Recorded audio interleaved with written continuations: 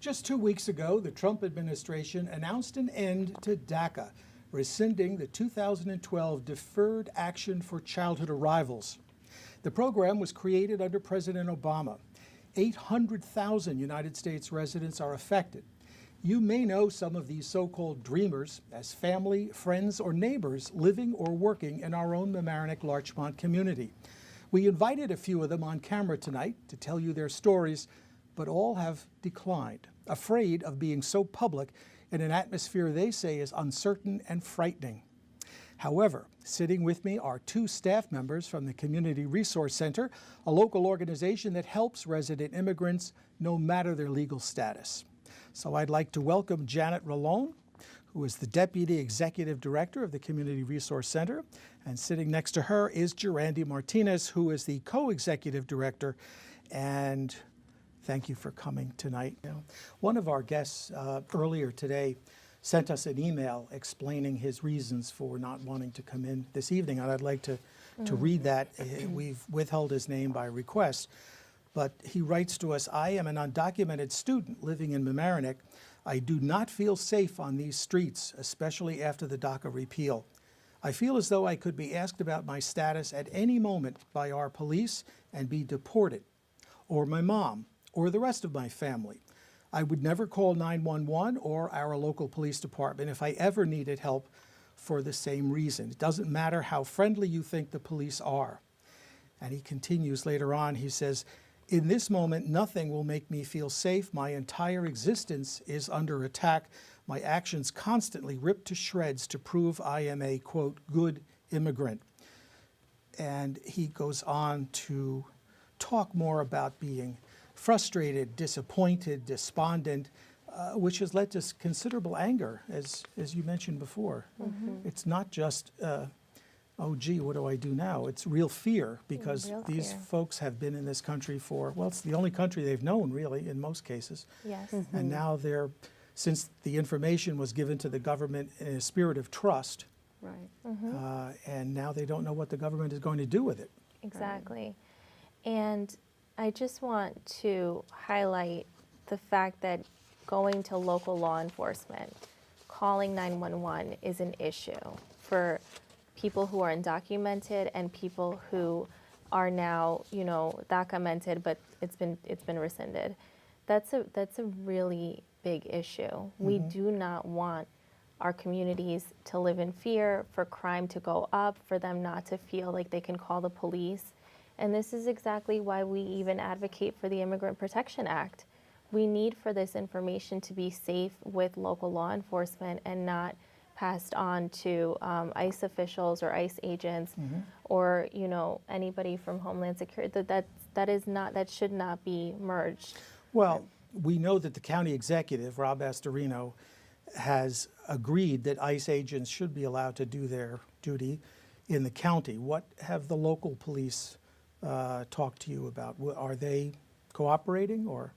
Well, we haven't heard any cooperation in terms of assisting the federal government to arrest undocumented immigrants.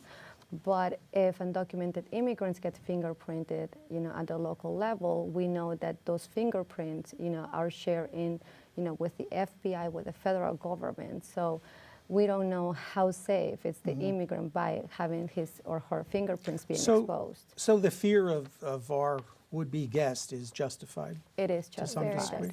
We have a phone call that's coming in now. Caller, you're on the Local Live, and we're talking about DACA. What is your comment or question?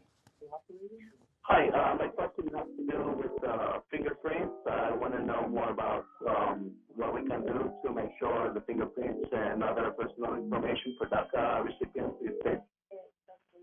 Okay. Did you hear that? The phone was a little jumbled there. But fingerprints, how can he be sure that the fingerprints don't go to information that where it shouldn't go? And caller, thank you. We were, as Gerandi mentioned, with the Immigrant Protection Act, we were hoping that those, information such fingerprints will be secure at the local level. But right now, because we don't have a legislation at the local level that actually protects that private information, we don't know how that information could be shared. I think that information should be asked to local or government agencies or local police departments directly. A law was passed by the county legislators. Why don't you tell me about that? Because it was a very close vote. Yes, it passed 9-8, and it did fall right along party lines. All 9 Democrats voted in favor of it, and all 8 Republicans, or I should say 7 Republicans, 1 conservative party member voted against it. Okay. And that is that there shouldn't be gun shows at the county center because it's county property. Correct.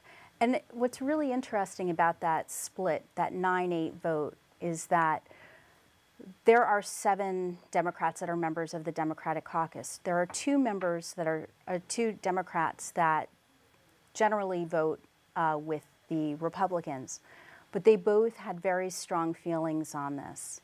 One of them is legislator Virginia Perez from Yonkers, who lost her brother to gun violence, and it really was what was the motivation for her to get into public service to begin with.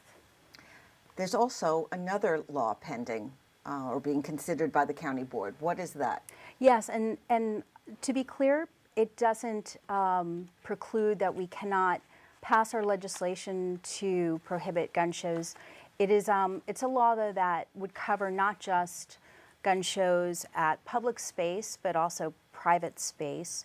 And that private space could even include, if you have a retail establishment that has, you know, you've probably been to a trunk show at like a clothing store. Well, gun stores, if they have, let's say, a manufacturer wants to come in and do a special promotion, it would actually cover that gun store as well. So it's for any event type of activity. And it's procedures of yes, that have to be followed. Mm-hmm. Mark, I know we were advising you before about what the county proposed legislation is. Do you have a feel for it one way or another as a gun aficionado? I haven't been to a gun show in many years, possibly because there haven't been any around here in many years. I will go to this one. I'm looking forward to it. I think it was interesting what Catherine was saying, though, that all of these attempts to block gun shows seem to have been in reaction to some tragic event that happened. And I think one of the problems with these kinds of reactions is that they're not rationally related to the problem. You're not going to stop Sandy Hooks by banning gun shows at the county center. Go ahead, caller. Oh, hi. I'm calling. I have basically a twofold question. One is, you talked about the gun store in Harrison, which is in a commercial business district and not within violation of the gun-free school zone. As a matter of fact, there were other gun stores in Harrison that were actually even closer to the school at one time. The other part of my question is, you have county-owned land. I believe the Glen Island Casino or the Glen Island Catering Hall there is one of the properties leased by Westchester County. And they serve alcohol there. And alcohol deaths are much higher than gun-related deaths every single year. So how do you justify having alcohol served that kills more people than guns and not wanting a gun show for legal gun owners through a legal process? Thank you. and I've heard that argument from other people who, again, have a enthusiasm for gun culture. But it's alcohol is not created and designed to kill, and guns really are. And we know that this country suffers under an epidemic of gun violence. And I think, again, that many of my colleagues feel very strongly that what we don't want to do is we don't want to promote that gun culture. It is it goes against what I think even you, Mark, in a way talking about the stigma of gun ownership and hiding it. I actually think that speaks again to the fact that it is against the culture of many, many people that live here in Westchester, which is why it's not openly embraced, possibly. There's no doubt it's against the culture of many people. Welcome to the roundtable. Tonight's roundtable is about transgender. It's Pride Month in Westchester County, actually around the country. And Maura, we're here with guests, and you're monitoring social media. I am, and you can, as always, call, email, or tweet. Contact information's on your screen, and we're streaming live on YouTube, so you can catch us there. So, as I said, June is Pride Month, and I'm happy to have 3 guests with us tonight here in the studio. Immediately to my left is Kim McDermott Rowe, and Tony Arian is next to her, and Shepard Verbis is sitting at the end of the table. So thank you for coming, and happy Pride. Yeah, thanks for having us. You're welcome. On our set, folks, when you see the wide picture, you can see that we have flags behind us displayed, and also we have them on the set here in front of Maura. We have 2 flags. Who'd like to tell us the distinction between the 2, or what the significance is? Well, the rainbow flag is the LGBT flag. You know, the whole rainbow, and the light blue, and white flag is the transgender flag. Now, there are other flags, but that's the overall transgender flag. There's another one for genderqueer. I think that's purple and green and white. But those 2 flags are, and that kind of covers those 2 spectrum.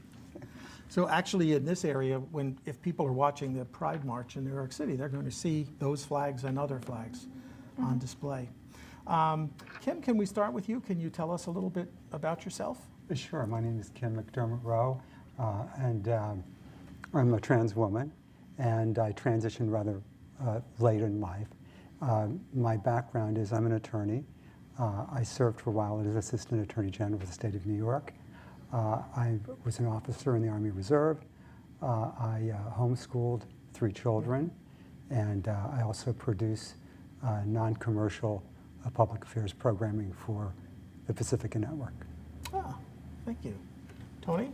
I'm Tony Arian. I'm a trans man, also transitioning quite late in life. Just 5 months ago, I started my medical transition. I actually work in video. I run community channels in my own town, Putnam Valley, a government channel, and an educational channel, and I'm the chair of the Alliance for Community Media of New York. And our Chief Operating Officer commends you for the lobbying work that you do on behalf of public access all around this area. We advocate for PEG everywhere, and particularly in New York State, yes. Good. And Shepard? Yes, I'm a non-binary trans person, and we'll explain a little bit about what that means. I am proudly representing the Loft along with Tony and Kim tonight. I am a staff member at the Loft LGBT Community Services Center. We're located in White Plains. We serve all of Westchester County. And anybody who wants to come in from the surrounding areas. We also serve parts of Connecticut, and people come in from the Bronx. The Loft has over 30 programs and services, including 6 different, including several different transgender groups, meeting different parts of the community needs. Okay, we have an email. Oh, my goodness. Okay, let's go to the email. Don't want to keep our viewers waiting. Can one of you explain, or all of you, how to address a transgender person accurately? A woman who identifies as a man is a transgender man or a transgender woman? I mean, I think the way you identified yourselves maybe answers the question, but go ahead, Tony. Well, the thing to ask is, how do I identify how should I address you? And that's actually perfectly fine to ask, and that is actually the most respectful thing to ask. Is what should I call you? Mr. or Miss. So, I, for instance, I'm a binary transgender man. I was. What does that mean? Born female and transitioning to male. So that's also called a F to M, female to male.